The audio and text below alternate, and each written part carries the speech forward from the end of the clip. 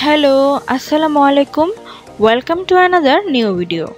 Today I will show you how to make crispy fried chicken at home.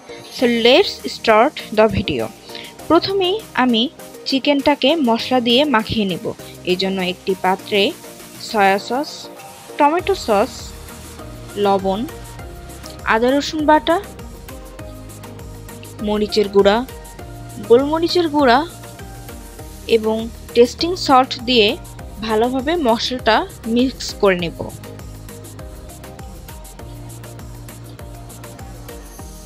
তারপর আমি চিকেনের সাথে মশলাগুলো ভালোভাবে মাখিয়ে ওভারনাইটের জন্য মেরিনেট করে রেখে দিব। আপনারা চাইলে 2 থেকে 5 ঘন্টার জন্য মেরিনেট করে রেখে দিতে পারেন।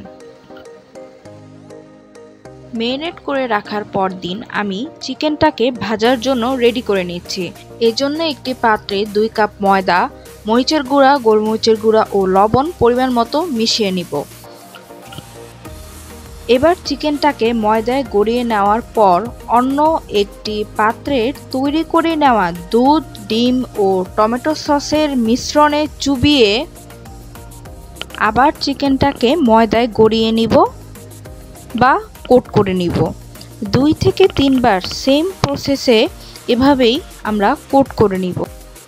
এতে করে চিকেনটা খাওয়ার সময় অনেক ক্রিস্পি লাগবে।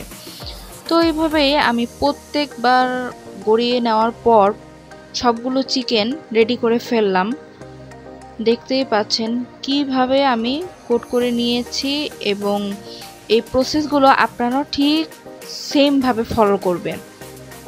তাহলে দেখবেন আপনাদের চিকেন ফ্রাইয়ের যে টেস্টটা সেটা একদম রেস্টুরেন্ট স্টাইলের পাবেন। এবার একটি কড়াইয়ে তেল গরম করে চিকেনগুলোকে অল্প আঁচে ডিপ ফ্রাই করে নিব। খেয়াল রাখবেন তেলটা যেন একদম গরম থাকে। এভাবেই সবগুলো চিকেন আমি অল্প আঁচে করে ভেজে নিয়েছি। ব্যাস তৈরি হয়ে গেল সকলের পছন্দের ক্রিস্পি ফ্রাইড চিকেন। আপনারা ভালো লাগলে আমার চ্যানেলটি সাবস্ক্রাইব করতে ভুলবেন না এবং লাইক কমেন্ট করে পাশে থাকবেন। ধন্যবাদ।